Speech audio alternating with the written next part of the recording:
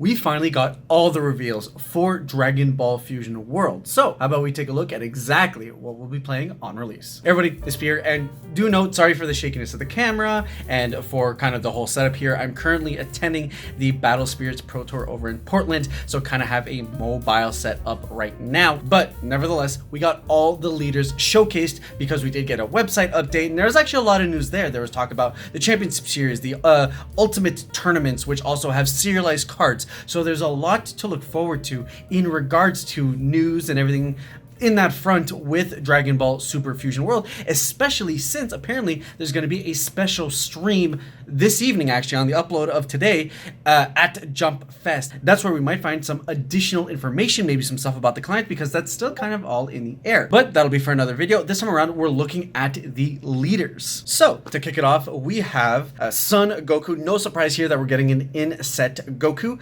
When attacking, draw one card. And honestly, here's the thing. There are like two forms of leaders in terms of everything that's presented to us at the front. Just like the starter decks, Broly was kind of the exception. Every other leader has two forms of front side at the moment. On one side, it'll either be able to swing and draw and then awaken at 4 life, or it'll have crit with a permanent that on your turn you get an additional 5k, so you can swing for 20k crit and then on awaken. And then the backside is kind of where they start to differ a little bit. In that regard, Goku is more of a draw leader, so 15k, swing, draw 1 card, awaken at 4 life or less, switch, flip, and draw a card. And then on the awaken side, we have permanent, your turn, all of your battle cards with Universe 7 in its trait get a 5k power, so your 15ks are 20s, your 20s are 25s. So obviously leaning very much into that Universe 7 archetype, very specific here, and when attacking, draw 1 card. So not as generic as the starter deck Goku, which is kind of on purpose. Obviously the starter deck Goku kind of opens up to all kinds of strategies, but could lend up to being very powerful. We haven't seen too many Universe 7 cards in terms of things that aren't just vanillas, so hopefully we do get some cards that benefit greatly from the strategy of being able to push a little bit more on that front. Maybe the 5ks are very relevant, especially since it hits everything. If we're looking at One Piece, this is basically the Zoro effect, but much more specific because it is tied to a specific trait. Moving on, we have the other red leader, Beerus, and Beerus is a little bit more interesting. He falls on the latter side of the types of leaders I was talking about. So is a 15k crit, and then a permanent on your turn, this card gets 5k power, which means not only can it hit into unawakened leaders, but most awakened leaders that sit at 20k, you'll still be able to hit damage in if you are on this side. The downside being, obviously, you won't draw, and that's kind of where, is it worth it? Who knows? Generally, you'll be awakening pretty quickly in this game, much quicker than the base version of Masters when that game first released. So at least there's that. So maybe it's worth it to deny your opponent a few cards, but at the same time, because your leader doesn't draw, you're denying yourself cards. So I think at that point, the balance is very much what kind of battle cards you intend to run to get the most benefit out of the fact that you're never really letting your opponent draw from life. And then when your life is at 4 or less, you get the draw one card, flip it over.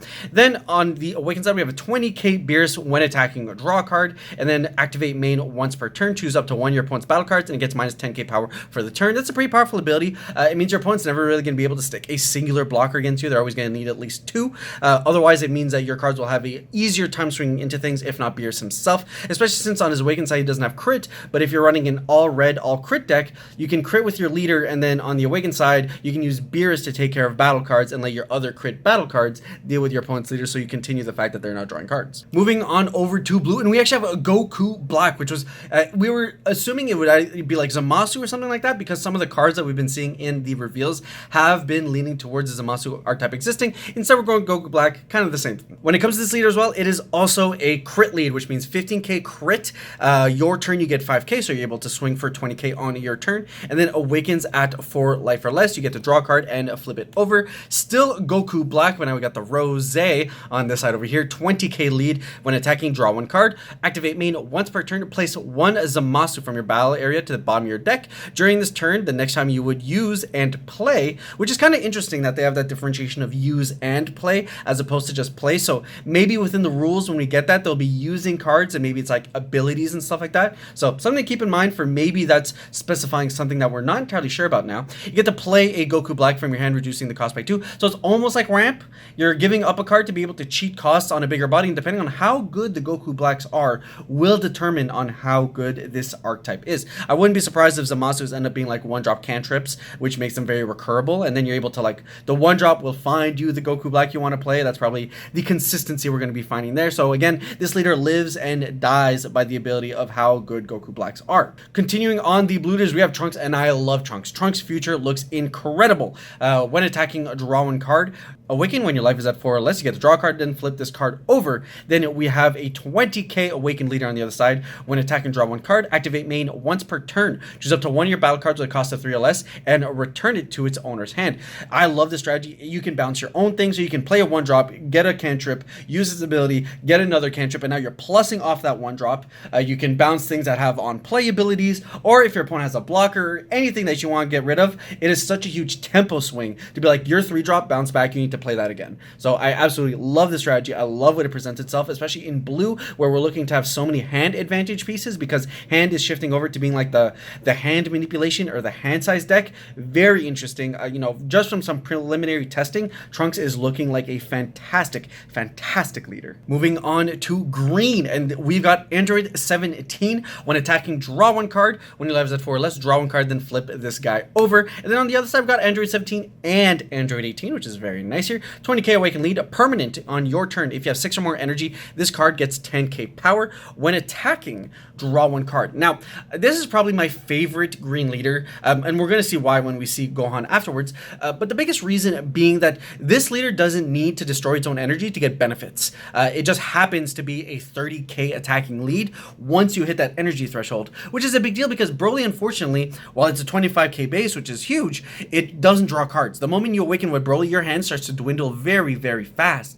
And then alternatively, we'll see with Gohan, he has to get his benefits from that too. So the fact that it is an innate, hey, you got a lot of energy, you're a big guy that's on attack. Sure, you don't get that plus defensively, but I think that's worth it for just not having to worry about blowing up your energy all the time. Alternatively, when we see Gohan next, we're going to get a better idea of that, but that's just kind of where my head is at. So I think the fact that you can swing, draw a card, you're a 30k lead on your backside, leans it very well into the strategy of just getting it value without having to sack off some stuff. Alternatively, like I was talking about, we've got Son Gohan Child. Dude, I love Gohan.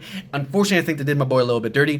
Front side, basic leader, swing, draw a card, awaken at 4 life or less, draw a card. And then on the flip side, we've got 20k Son Gohan Childhood. When attacking, draw one card, and then activate battle once per turn. Place one of your energy in the drop. This card gets 15k power for the battle. It's not bad, right? You can use it twice, but if you're using it twice, you're blowing up 2 energy on the back of like your turn and your opponent's turn. So you need to sequence this very specifically in the late game to have value. Where this could not be as bad is if there is cards in the set that say, hey, if we're in the energy and we get blown up, do something, right? It would help Broly, it would help Gohan. That is what these kind of like blow up my own energy archetypes need, because if not, you're charging and then you're not getting the benefit. At least Gohan draws, whereas Broly doesn't, but you need to use your skill more defensively more often for Gohan if you want it to matter. So like you're 35k on offense, on defense, and it's activate battle timing, which is the best timing in the game. The only issue I have is that if there's no inherent advantage to blowing up your own energy, you could set yourself behind in a way that's not great. So I don't love it, especially in the RAM strategy. I get the RAM strategies are the ones that can afford to sacrifice energy. But at the end of the day, I don't think it's the best unless we get cards that say, hey, I'm in the energy and you blow me up, draw a card. If we get those style of cards, I think we are in a much, much, much better position. And finally, shifting over to yellow, where we're going into the Frieza army stuff. And to kick it off is a Ginyu. So we are getting the Ginyu Force up in here, which is very exciting. 15k lead, swing, draw one card. Awaken when your life is at 4 or less, switch up to 1 your energy to active mode, and then flip this card over. So it is nice to see that they're still playing with the notion that you're not always going to draw a card on Awaken. You can also switch your energy, something reminiscent of Master. So then bringing that back is great to see. And then we've got Ginyu, which is specifically a Goku controlled Ginyu over here, so glad to see they're bringing that back here in Fusion World. When attacking, draw one card, then activate main once per turn for 3.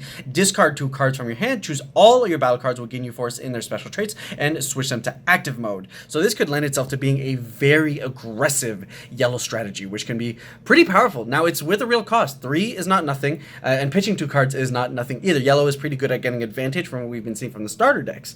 So kind of how that leans and translates, especially with the Ginyu archetype, will be very interesting to see. see, but some people will die to this. They will not be able to manage Ginyu's board, and then it'll be like swing with 5 things, and then switch everything back, and then swing again. So that could lend itself being very powerful, especially if Ginyu end up getting a card that gives all their cards like a 5k buff or something like that. Remains to be seen. Obviously, depends on how good the Ginyu stuff is, but some people will die to this, and it will frustrate them greatly. And then to wrap it up, we have Cooler, which is surprising. I was not expecting us to get a Cooler right this early, but he is a fan favorite. So here we have another critical lead, so 15k crit, and then on your turn gets an additional 5k for a 20k swing. On Awaken, draw 1 card, flip over, and then on the Awaken side for Cooler, when attacking, draw 1 card, and then activate main or battle, which means you can use them both in either timing. Once per turn, discard 1 card from your hand, just up to 1 of your battle cards with a cost of 4 or less, and freeze the clan in its special trait, or 1 of your energy and switch it to active mode. Super, super powerful. Pitching 1 card to get additional energy could be huge. It could be the benefit of like going more explosive in your plays, or getting the card back, which means you can get a blocker back. So it's almost like an optional Frieza. It costs you a card, which, don't get me wrong, is a very real cost. But I mean, energy manipulation has always been incredibly powerful in this game. So at any point in time, feeling like you need that additional 1 to get an additional blocker, or to be able to apply, you know, your attack didn't get through, so play a 1-drop, combo the rest of your hand, hope you can get there, right? Kind of shotgun plays, you know, last chance to make anything happen or make something restand and swing with it again. Super powerful, will lend itself to some pretty strong strategies, especially since the energy is whatever. Yes, you need to play with a Frieza clan to get a restand on that front, which is still powerful because then you can restand like the double striker from the starter deck or something like that. So that's huge. But also the fact that you can get your energy and that can go into any style of deck is something to definitely look out for. But with that said, those are all the leaders that we saw, and actually concludes all the leaders we have. Now, between that and the starter deck, we have everything we need to start looking. When they reveal cards now, we'll actually have the context of the kinds of decks they go into and kind of how we can play them out, and now get a better idea of what the first set format is going to look to as we get more and more from Fusion World. Naturally, the focus is still the starter deck battle because the first tournament is a starter deck battle only tournament, but now we get to look forward. In terms of the things I'm excited about, I think Trunks looks incredibly powerful. Definitely one of the ones that I'm keeping my eye on. I love Gohan, so I'm going to make Gohan work, but I do think if we're leaning into a hardcore green strategy, I think Android 17 might be the best leader to make that happen. And of course, Goku Black will always depend on how good the Goku Blacks are, but it's another thing to look forward to on that front. So with that said, guys, of course, more Dragon Ball videos. A little bit iffy now because, of course, I am competing, but I will be looking forward to making and covering even more. Keep your eyes out. I will be making a video if we get any new news from Jump Fest. So if you guys want my opinions on all that, subscribe buttons down below for my next one. And that's it. I'll catch you guys on the next one. Ciao.